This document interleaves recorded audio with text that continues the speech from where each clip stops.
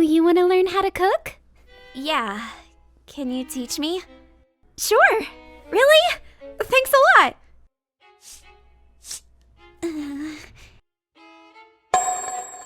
Sorry. You tried so hard, but... no! It looks fine. I mean, it sure looks like food. And most of all, you tried your best, so I think that makes it special. Noelle! By the way, why did you want to learn? I guess there's a person you like.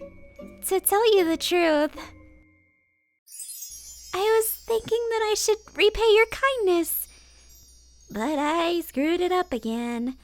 Sorry, I'll try harder next time. It's so happy for you to say that.